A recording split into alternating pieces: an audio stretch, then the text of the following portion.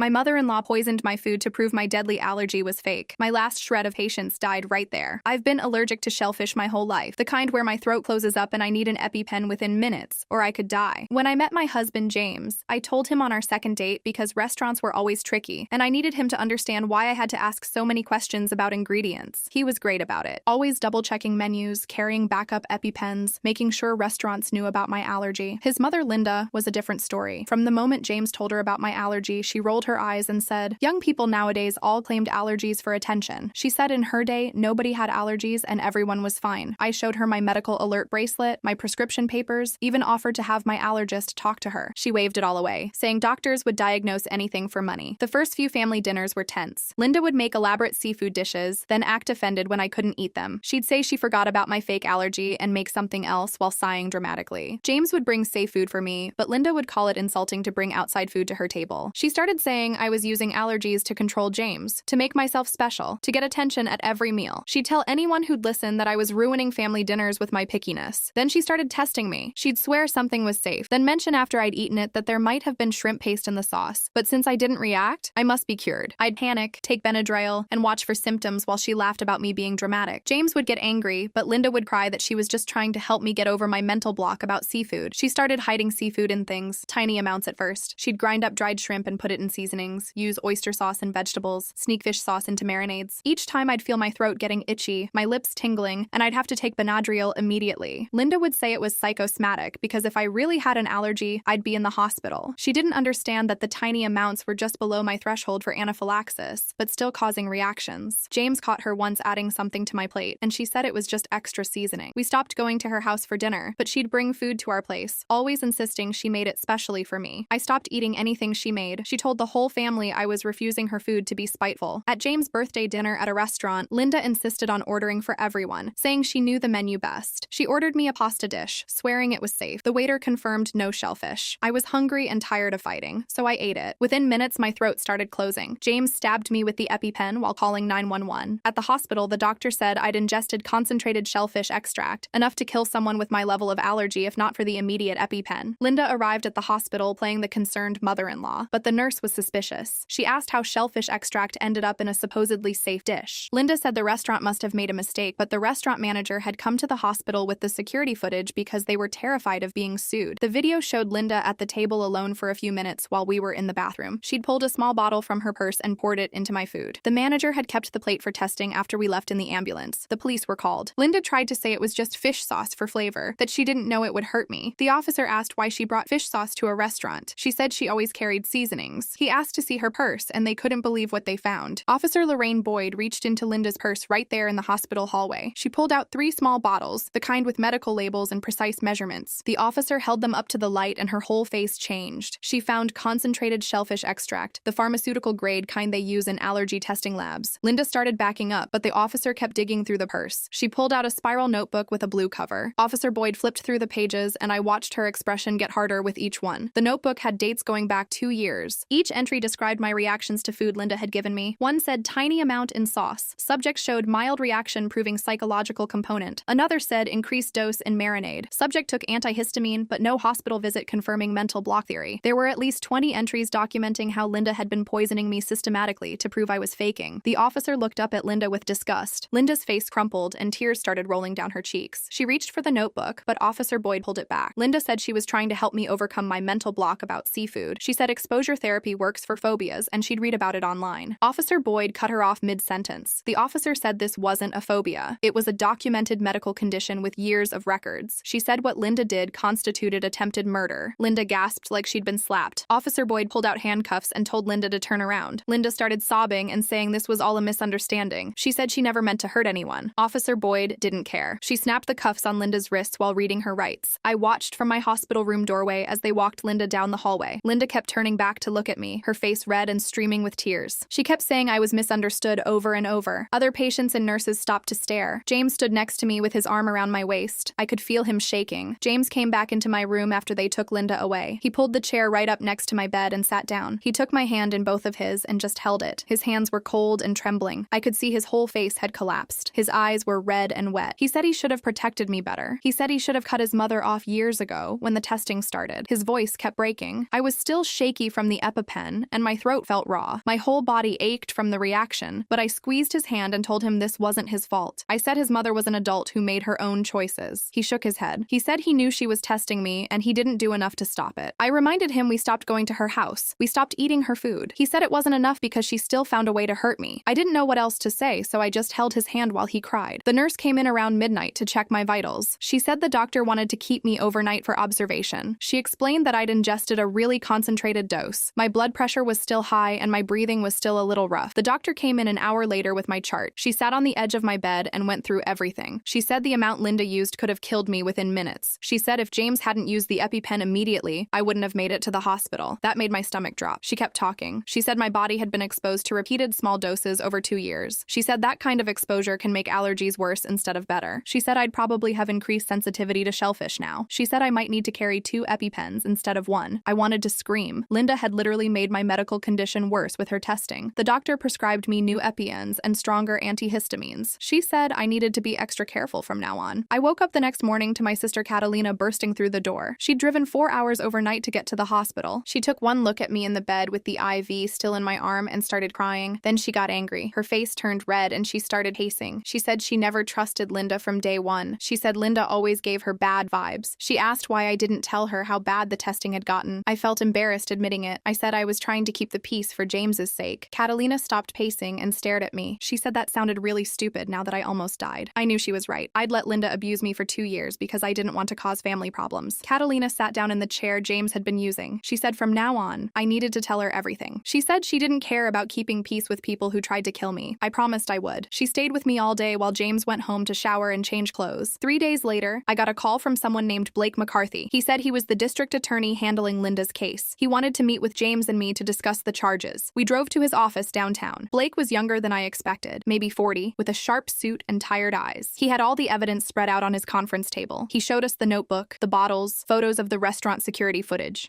He wanted to meet with James and me to discuss the charges. We drove to his office downtown. Blake was younger than I expected, maybe 40, with a sharp suit and tired eyes. He had all the evidence spread out on his conference table. He showed us the notebook, the bottles, photos of the restaurant security footage. He said they were filing charges of attempted murder and assault with a deadly weapon. He explained that the notebook showed clear planning over time. The pharmaceutical-grade shellfish extract showed intent to harm. He said the case was strong enough that he felt confident about getting a conviction. He asked if we had any questions. James asked how long Linda could go to prison. Blake said attempted murder could be 15 to 20 years depending on the judge. That should have felt good, but I just felt tired. I didn't want to think about Linda or trials or any of it. I just wanted to feel safe eating food again. A week after the incident, James's phone rang. It was his father, Kenji. James put it on speaker. Kenji asked if we could meet him at a coffee shop near our apartment. We agreed and drove over that afternoon. Kenji was already sitting at a corner table when we arrived. He looked like he'd aged 10 years in 1 week. His face was gray, and he had deep circles under his eyes. We sat down and he started talking immediately. He said he had no idea Linda was doing this to me. He said Linda always dismissed my allergy when he wasn't around, but when he was there, she acted concerned and supportive. He said she'd been lying to him for years. His hands were shaking as he stirred his coffee. Then he said he was filing for divorce. He said he couldn't stay married to someone who tried to kill his daughter-in-law. He said he wanted to testify against her in court. James's whole face crumpled when his dad said that. I could see it was breaking his heart, even though he said he understood. Kenji reached across the table and squeezed James's hand. He said he was sorry he didn't see what Linda was doing sooner. 2 days after meeting with Kenji, my phone rang from a number I didn't recognize. I answered it and immediately wished I hadn't. Linda's sister was screaming at me before I could even say hello. She said I was tearing the family apart. She said Linda would never actually hurt anyone. She said I must have done something to provoke this whole situation. She called me dramatic for making such a big deal about a little seafood. I tried to explain about the concentrated extract and the notebook. She talked right over me. She said, families forgive each other and I was being vindictive by pressing charges. She said, Linda was a good woman who made one mistake. I hung up on her. My hands were shaking. James asked who it was, and I told him. He got angry and said he'd block her number, but the call had already shaken me. I realized there were people in Linda's family who would always take her side. It didn't matter how much evidence existed. They decided I was the villain and nothing would change their minds. Blake called us back to his office 3 weeks after the first meeting. He had new documents spread across the table. He showed us the forensic analysis of the shellfish extract from Linda's purse. The report was full of technical language, but Blake translated. He said it was medical-grade concentrated allergen, the kind that costs hundreds of dollars per bottle, the kind you have to order from specialty medical suppliers. You can't just buy it at a store. Linda had to actively search for it online. She had to pay for expedited shipping. She had to sign forms confirming she understood what it was. Blake said this proved the poisoning wasn't some quick decision. It was a planned attack. Linda had spent time and money to get something that could kill me. She'd researched where to buy it. She'd waited for the right opportunity to use it. The forensic report made everything feel more real and more horrible. This wasn't a confused old woman making a mistake. This was someone who planned to hurt me. I tried to go back to normal life after leaving the hospital, but everything felt wrong. I'd make myself lunch and then stare at it for 20 minutes. My heart would start racing. My hands would shake. I couldn't make myself take a bite of anything I hadn't personally prepared from scratch. Even then, I'd panic. James would order takeout and I'd refuse to eat it. I lost 8 lbs in 2 weeks. James called my doctor and explained what was happening. She recommended a therapist named Summer Castillo who specialized in trauma. I met Summer at her office the following week. She had a calm voice and didn't make me feel crazy. She said what I was experiencing was a normal trauma response to being poisoned. She said my brain was trying to protect me by making me afraid of food. She taught me breathing exercises for when the panic started. She explained that my hypervigilance made sense given what happened, but she said we needed to work on not letting it control my whole life. She gave me homework assignments like eating one meal prepared by James each week. She said we'd work up slowly to eating in restaurants again. It helped to know I wasn't losing my mind. It helped to know other people had survived this kind of thing. James spent 3 days calling every family member he could think of. His cousin picked up on the first ring. She remembered that dinner 2 years ago like it was yesterday. Linda had made this special sauce she swore was safe for people with tomato sensitivity. The cousin ate it because Linda kept insisting it was fine. Within an hour, she was covered in hives and her face had swollen up. Linda acted shocked and said the restaurant must have mislabeled the tomato paste she bought, but the cousin found the empty can in the trash later. It had tomatoes listed right there on the front. She thought maybe Linda made an honest mistake reading the label. Now she realized Linda knew exactly what she was doing. James called his uncle next. The uncle told him about his girlfriend who had a severe dairy allergy. Linda made her a special dessert at Thanksgiving. The girlfriend ended up in the emergency room with her throat closing. Linda cried and said she forgot about the cream cheese. But James's uncle found the empty cream cheese container hidden at the bottom of the trash under other garbage, like Linda was trying to hide it. James made a list of 7 different people over 5 years. Every single one had an allergy or food sensitivity that Linda decided was fake. Every single one ended up sick after eating something Linda prepared. Some just got mild reactions, others ended up in the hospital. I was just the one who finally had enough proof to nail her. The preliminary hearing happened 6 weeks after I got poisoned. The courthouse smelled like floor cleaner and old paper. I had to sit in the witness chair and tell the whole story again. Linda sat at the defense table in a nice blue dress looking like somebody's sweet grandma. Her lawyer stood up when it was his turn. He smiled at me like we were old friends. He asked if I had a history of being dramatic about my allergy. I said no. He asked if I'd ever exaggerated symptoms for attention. Blake stood up fast and objected. The judge agreed and told the lawyer to move on. The lawyer asked if I had any reason to be vindictive toward Linda. I said she'd been trying to poison me for 2 years. He said that sounded extreme. I said she literally poisoned me with concentrated shellfish extract. Blake presented my medical records going back to when I was 6 years old. 3 different times I'd ended up hospitalized from accidental shellfish exposure. Once from cross-contamination at a restaurant, once from a friend's mom who didn't believe me about the allergy, once from food at a school event. The records showed my throat closing, my blood pressure dropping, the EpiPen injections, the hospital stays. Everything matched what happened at James's birthday dinner. The defense lawyer stood up again after Blake sat down. He said Linda was a confused older woman who didn't understand how serious my condition was. He said she thought she was helping me overcome a mental block about seafood. He said she never intended to cause real harm. Blake waited until he was done talking. Then Blake asked the judge if he could play a video. The bailiff set up a laptop on a table where everyone could see. Blake played the security footage from the restaurant. The video showed our whole table, me and James getting up to go to the bathroom together. Linda sitting alone at the table for maybe 3 minutes. She looked around twice to make sure nobody was watching. Then she pulled a small bottle from her purse. She unscrewed the cap. She poured liquid from the bottle into my pasta. She stirred it with my fork. She put the bottle back in her purse. She looked around again. Then she sat back and waited for us to return. The judge watched the whole thing without saying anything. When the video ended, he looked at Linda for a long time. Then he said the video showed clear premeditation. He said Linda knew exactly what she was doing and took steps to hide it. He said anyone who would do this represented a danger to other people. He ordered Linda held without bail until trial. He said anyone who would do this represented a danger to other people. He ordered Linda held without bail until trial. Linda started crying and saying it wasn't fair. Her lawyer tried to argue, but the judge was done listening. The bailiff took Linda away through a side door. James and I started couples therapy 2 weeks after the hearing. We sat in Summer's office on a gray couch that was supposed to be comfortable but wasn't. James kept saying he should have protected me better. He kept saying he should have cut his mother off years ago. I wanted to comfort him, but I was also angry. I was the one who almost died. I was the one who couldn't eat without panicking. But somehow I was spending half our sessions making James feel better about his guilt. Summer stopped us after the 3rd session went that way. She said we were both victims of Linda's abuse, but in different ways. She said James's guilt was real and valid, but she also said it couldn't become my job to manage his feelings when I was trying to survive my own trauma. She taught us how to support each other without drowning together. James learned to process his guilt in individual therapy therapy instead of dumping it on me. I learned to tell him when I needed support instead of trying to be strong all the time. It helped slowly. Blake called us to his office 3 weeks after the hearing. He had a thick folder on his desk. He said the forensic psychologist finished evaluating Linda. The report was 40 pages long, but Blake gave us the summary. Linda had narcissistic personality disorder. She genuinely believed she was helping people overcome fake limitations. The psychologist said Linda couldn't understand that other people's medical conditions were real. She'd never experienced severe allergies herself. In her mind, that meant nobody else could have them either. Her need to be right about everything overrode any empathy or concern for other people's safety. The psychologist said Linda would never accept responsibility for what she did. She would always believe she was the victim. She would always think everyone else was wrong, and she was trying to help. Blake said this made her dangerous. Even if she went to prison and got treatment, she'd probably never change. More family members stopped talking to Linda after they heard about the other victims. James's dad filed for divorce. 2 of James's cousins sent messages saying they believed us and supported us, but James's aunt sent me a letter in the mail. The envelope had my name written in shaky handwriting. Inside was 3 pages of cramped writing. The aunt said I should drop the charges. She said prison would kill Linda. She said Linda was family, and family forgives each other. She said I was being cruel by pursuing this. She said Linda made a mistake, but didn't deserve to have her life ruined. She said I was tearing the whole family apart. I read the letter twice. My hands shook the whole time. I showed it to Blake at our next meeting. He read it carefully. Then he said it was witness tampering. He made a copy for the evidence file. He said the aunt probably didn't realize she was breaking the law, but she was. Blake called us back to his office 2 weeks later. He said the prosecutor's office was offering a plea deal. Linda would plead guilty to aggravated assault instead of attempted murder. She'd serve 5 to 8 years with mandatory psychiatric treatment. Blake said the deal would save us from going through a trial. It would be over faster. We'd know exactly what sentence Linda got instead of risking what a jury might decide. But Blake also said we had the right to reject the deal and go to trial. If we won at trial, Linda might get 15 to 20 years. If we lost, she might get nothing. James and I went home and talked about it for hours. I was exhausted. I wanted it over. I wanted to stop thinking about Linda every single day, but I also wanted her to face the full consequences. She tried to murder me. That's what the charges should say. Not assault, murder. We met with Blake again 3 days later and told him we wanted to reject the plea deal. The victim impact session happened at a community center downtown. Blake said other people Linda had hurt wanted to meet me. I walked into a conference room with James. 2 women were already sitting at the table. The first woman was maybe 40 with dark hair. She introduced herself and said she had a severe peanut allergy. Linda had put peanut butter in a sauce at a family dinner 3 years ago. The woman ended up in the hospital with anaphylaxis. Linda told everyone it was an accident. The second woman was younger, maybe 30. She had celiac disease. Linda made a special gluten-free dish for her at Christmas dinner 2 years ago. The woman got violently sick for 3 days afterward. She found out later the dish had regular flour in it. Linda said the package must have been mislabeled. Both women said they'd thought they were alone. They'd thought it was just bad luck or an honest mistake. Now they knew Linda had targeted them on purpose. We talked for 2 hours. We shared our stories. We cried together. I realized Linda wasn't just someone who made bad choices. She was a serial abuser who genuinely enjoyed proving people wrong even when it hurt them. She got satisfaction from making people sick and then acting like they were overreacting. The other women agreed to testify at trial. Blake said having multiple victims would make the case much stronger. He said it showed a pattern of behavior. He said juries would see Linda wasn't confused or mistaken. She knew exactly what she was doing and had done it over and over again. James and I told Blake we were absolutely sure about going to trial. We wanted Linda to face attempted murder charges. That's what she did to me. The other victims felt the same way about their cases. Blake warned us the trial would be hard and long, but he said he felt confident about getting a conviction now. The trial started on a Monday morning in October. The courtroom was smaller than I expected. The jury sat in 2 rows along one wall. Linda sat at the defense table in a different nice dress. She looked at me once when I walked in. Her face showed nothing. The trial lasted 2 weeks. Blake called witness after witness. My doctor testified about my medical history. The restaurant manager testified about the security footage. The forensic specialist testified about the pharmaceutical-grade shellfish extract. Each of the other victims testified about what Linda did to them. I testified for 6 hours over 2 days. The defense lawyer tried everything. He said Linda was a confused grandmother who didn't understand. He said she was mentally ill and couldn't help her behavior. He said she never meant real harm. But Blake had the notebook with Linda's detailed notes about testing me. He had the expensive shellfish extract she'd ordered online. He had the security footage showing her looking around before poisoning my food. He had the pattern of behavior with multiple victims over 5 years. He had my medical records proving my allergy was real and severe. The jury went to deliberate on a Thursday afternoon. James and I sat in the hallway outside the courtroom. We didn't talk much. We just waited. 6 hours later, the bailiff came out and said the jury had reached a verdict. We went back inside. The jury foreman stood up. The judge asked if they'd reached a verdict. The foreman said yes. The judge asked what they decided. The foreman said guilty of attempted murder. The judge's face stayed hard while he read the sentence. 15 years with parole possible after 10. Mandatory psychiatric treatment for the whole time. He looked straight at Linda and said her complete complete lack of remorse made her dangerous to others. He said she still insisted she was helping people, which proved she didn't understand what she'd done wrong. Linda jumped up from her chair and screamed across the courtroom that this was my fault. She said I destroyed the family and ruined everyone's lives. The bailiff grabbed her arm, but she kept yelling while they pulled her toward the door. I sat there watching her face twist with anger, and something inside me finally let go. I'd been carrying guilt about pressing charges, about putting James through this, about breaking up his family. But hearing her blame me one more time showed she still didn't get it. She still thought she was the victim. James squeezed my hand and we walked out of the courthouse together. We spent 3 weeks looking at apartments across town. James wanted distance from his mother's side of the family, and I needed a fresh start somewhere that didn't remind me of hospital rooms and court dates. We found a place with big windows and a kitchen where I could see everything I cooked. James got a new job at a company 30 minutes away from his old office. Kenji helped us move and stayed for dinner that first night. He checked every ingredient without me asking, reading labels twice and calling the manufacturer about the pasta sauce. The family split down the middle after the sentencing. Some relatives understood what Linda did and kept in touch. Others thought we were cruel for not accepting the plea deal. James's aunt stopped speaking to us completely. We learned to be okay with the division. I found a support group that met Tuesday nights at a community center downtown. 8 people sat in a circle talking about family members who hurt them. 8 people sat in a circle talking about family members who hurt them. One woman's father was in prison for assault. Another man's brother had stolen everything he owned. They understood the weird grief of losing someone who was still alive. They got why I felt sad about Linda being in prison, even though I knew she needed to be there. Summer kept working with me on the food anxiety. I started calling restaurants ahead of time and talking directly to the chef. I explained my allergy and asked specific questions about ingredients and preparation. Most chefs were great about it. I ate out 3 times in 1 month without panicking. James and I learned to talk about hard things instead of avoiding conflict. We fought sometimes, but we worked through it instead of pretending everything was fine. 1 year after the poisoning, I woke up and realized I felt good, really good. I'd started a blog about navigating severe allergies and dealing with people who dismissed them. Hundreds of people commented saying they had similar experiences. They thanked me for helping them advocate for themselves. James and I talked about starting a family over breakfast one Saturday morning. I felt confident I could teach kids to set boundaries and protect themselves. Linda was in prison and would be for years.